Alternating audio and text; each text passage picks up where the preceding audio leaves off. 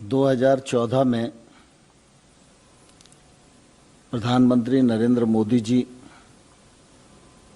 अपने दायित्व को संभाले थे। तब से लेकर आज तक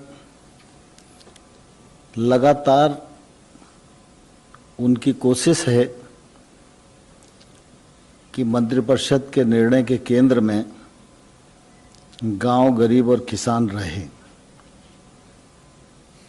गरीब की ताकत बढ़े, किसान की ताकत बढ़े, खेती मुनाफे में आए, किसान की समृद्धता हो, गांव में संपन्नता हो, जिससे कि देश हमारा आगे बढ़ सकने में सक्षम हो।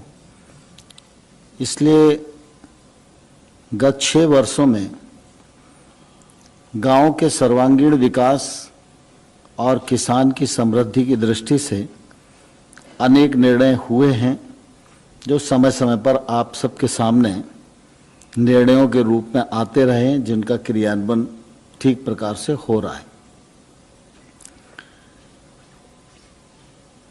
हमारे देश में किसान की बात हमेशा होती रही है। अन्नदाता कहकर हम पुकारते रहे और जो संभव समय समय पर निवेश हुआ वह निवेश भी किया जाता रहा है। लेकिन इसके बावजूद भी हमेशा ये बात ध्यान में आती है कि किसान की माली हालत ठीक नहीं है। उसके अनेक कारण हैं। किसान परिश्रम करता है, पूंजी लगाता है, लेकिन समय समय पर उसको प्राकृतिक प्रकोप का भी भागीदार बनना पड़ता है। यदि फसल बीमा के माध्यम से उसके नुकसान की भरपाई की जाती है, लेकिन हम सब जानते हैं कि जितना नुकसान होता है सामान्य तौर पर वो कवर नहीं हो पाता। और दूसरी तरफ अगर हम देखेंगे तो किसानी के क्षेत्र में जो निजी क्षेत्र का निवेश होना चाहिए, उस दिशा में हमारा देश प्रवृत्त नहीं हो पाता। और इसलिए जब भी बात चलती है तो किसान उत्पादन भी कर रहा है, किसान देश में पैदावार बढ़ा रहा है, किसान अच्छा काम कर रहा है, लेकिन जब छोटे किसान से पूछो तो निश्चित रूप से वो अपने दर्द को बयां करता है।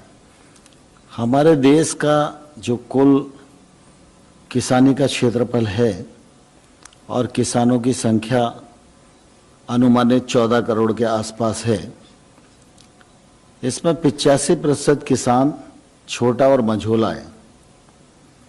तो बड़ा किसान तो सब प्रकार के साधन अपने आसपास इकट्ठा करने में सफल हो पाता है, लेकिन जो छोटा किसान है उसको अपने उत्पादन का उचित मूल्य नहीं मिल पाता और इस वजह से उसको समय समय पर परेशानियों का लगातार सामना करना पड़ता है। प्रधानमंत्री जी का अपना अनुभव, उनका निर्णय करने का साहस, दूरदृष्टि और इसके परिणाम स्वरूप अगर हम देखेंगे तो पिछले दिनों में अनेक ऐसे कार्य किए गए जिससे किसान को सुविधा बढ़े।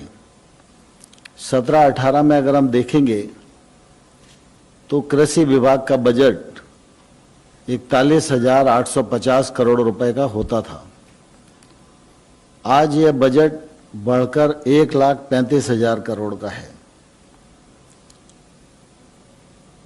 इतिहास इस बात का साक्षी है कि पीएम किसान सम्मान निधि योजना के माध्यम से एक मुश्त 75,000 करोड़ रुपए का बजटीय प्रावधान करके अभी तक 9 करोड़ 54 लाख किसानों को लगभग 71,000 करोड़ रुपया उनकी जेब में डालने का काम हुआ, तो नरेंद्र मोदी जी के नेतृत्व में ही हुआ।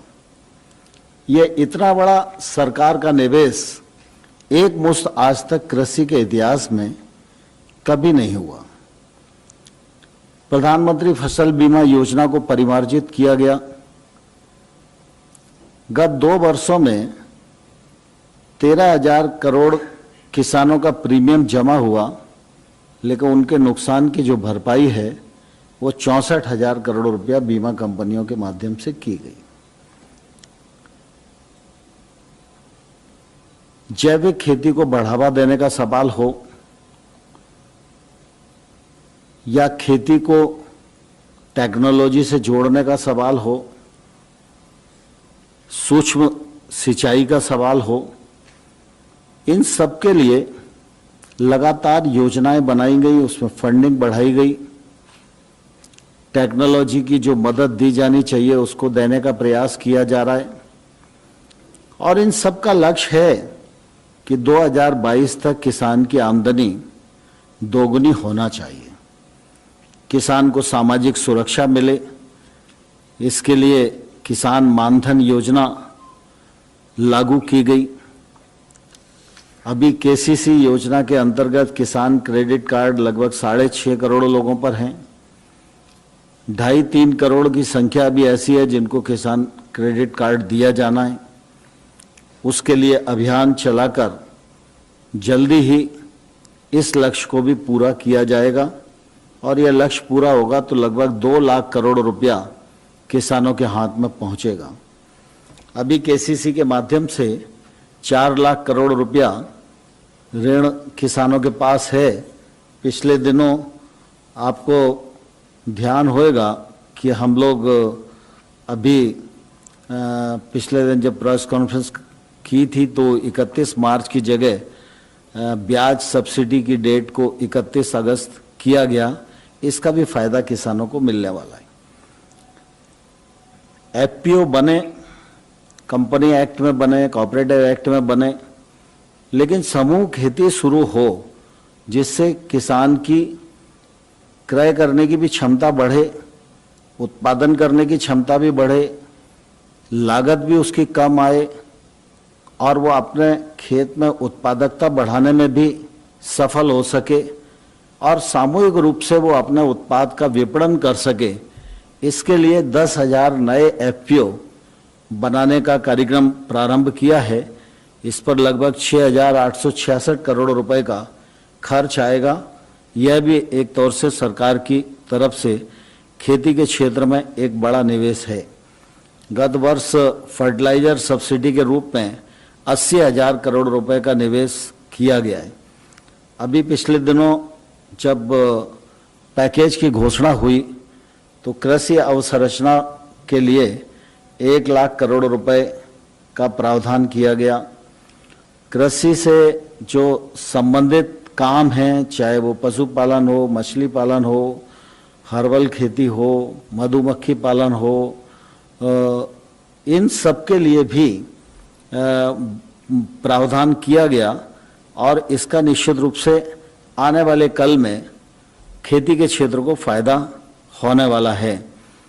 अभी अल्पावधि ऋण कृषकों के पास 8 लाख करोड़ का है, यह आने वाले वर्ष में 15 लाख करोड़ होएगा। इस बात का भी प्रबंध किया गया है। नाबार्ड कृषि के क्षेत्र में 90,000 करोड़ रुपया प्रतिवर्ष निवेश करता था, लेकिन कोविड संकट को देखते हुए इस बार वह 30,000 करोड़ अतिरिक्त खर्च करेगा, यह भी सरकार ने सुनिश्चित किया। स्वामीनाथन साहब की रिकमेंडेशन को माना जाए, ये मांग लंबे समय तक किसानों की रही, लेकिन मोदी जी ने आने के बाद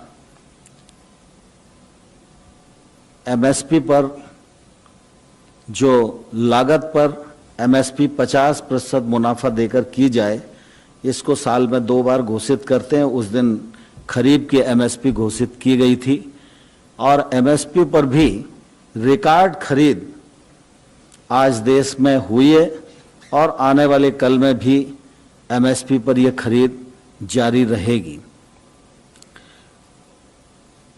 दूसरा, अभी प्रकाश जी ने बताया कि आवश्यक वस्तु अधिनियम में भी संशोधन किया